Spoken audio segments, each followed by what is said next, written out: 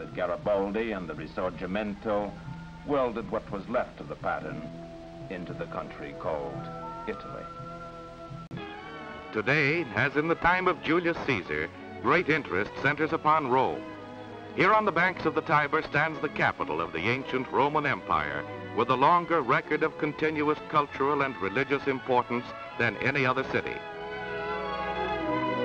In the old campus marshes stands the bridge and castle of St. Angelo, built by Hadrian before the time of Christ as a tomb for himself and his successors.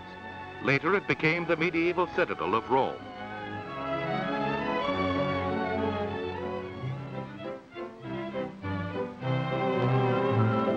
Many age-old relics of the ancient city and days of Roman power are still a part of the modern city's life, where all the authority of Caesar is sometimes centered in a traffic cop.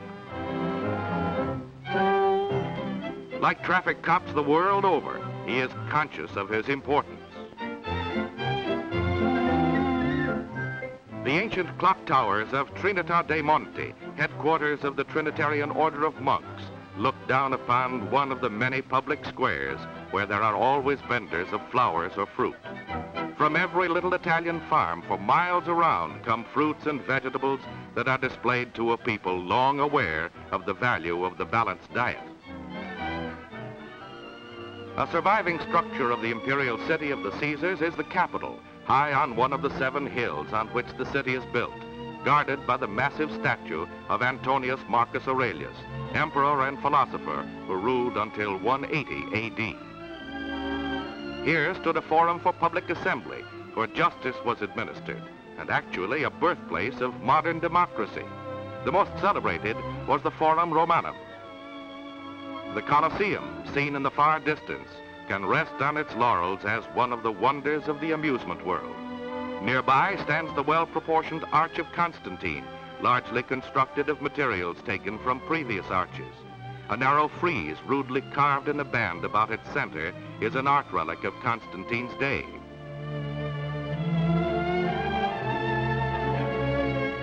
The huge amphitheater could seat 50,000 people to witness sham battles, gladiator contests, or pagan rites.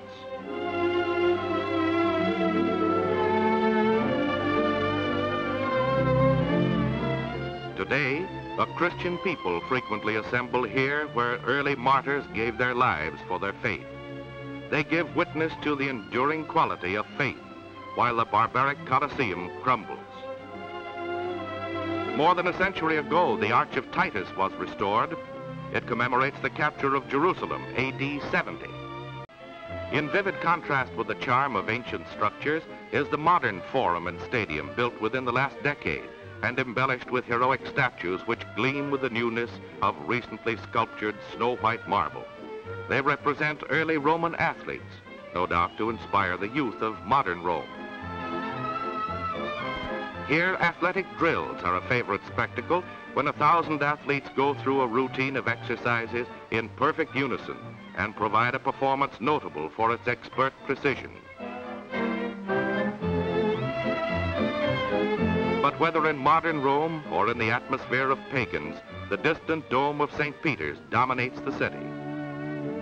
Here, every morning for centuries, priests have offered the sacrifice of the Mass in the chapel which is the tomb of the first pontiff, the Apostle Peter. All the splendors and treasures of the Vatican cannot match in grandeur the first cathedral of the world, beneath whose walls nearly all the popes of Rome lie entombed.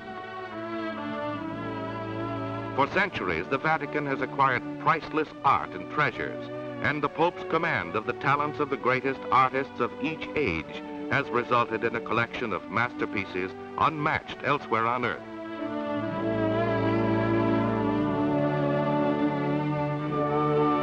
The majestic beauty of the Basilica of St. Peter's is completed by the splendid piazza which gives access to it. It is surrounded by colonnades erected in 1667 by Alexander VII and surmounted by a balustrade on which are 140 statues. Only men of the oldest Roman aristocracy are eligible for membership in the Pope's Noble Guard.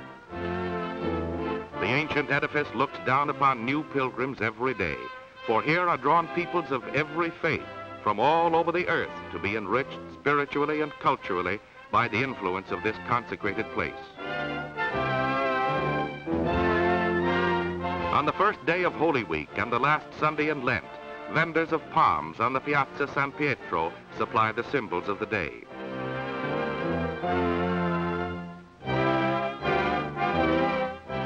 Beyond the ancient walls of St. John the Lateran stands a showplace of modern Rome. Italians are reminded of turbulent history in the imposing monument erected to Victor Emmanuel II, first king of Italy. He was responsible for the annexation of papal states in the unification of his kingdom, and though a devout Catholic, was excommunicated, the rift between the state and the Vatican remaining until recent years.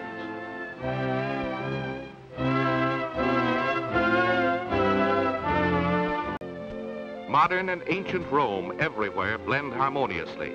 The Pantheon, built by Hadrian, was consecrated as a Christian church in 609. It faces the Piazza di Popolo.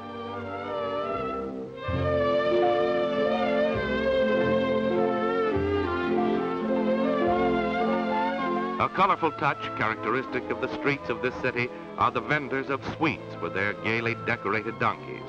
This is perhaps the origin of the Good Humor Man.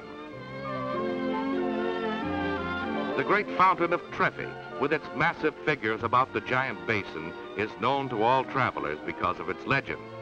They say that to throw a coin in the water assures a return visit. Men who clean the fountain naturally keep the legend alive.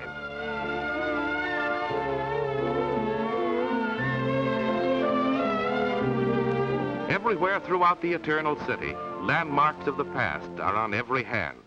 The suggestion is inescapable that if history really repeats itself, Rome can ignore all setbacks of the moment. In this area, formerly city slums, archaeological excavations have brought to light endless proofs of past glories. Approaching the Piazza della Cedra, the Via Nazionale runs through the heart of the old city. One of many modern fountains stands in the center of the piazza, fed by the same springs that once supplied the ancient city. Jets of sparkling water fall on beautiful naiads in a perpetual bath.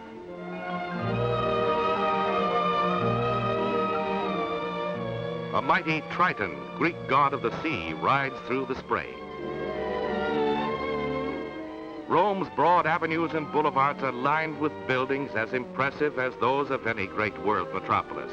The Via Venezia is the center of the city's social life, with here and there the typical continental sidewalk cafe. All along the boulevard may be seen the finest and most imposing homes.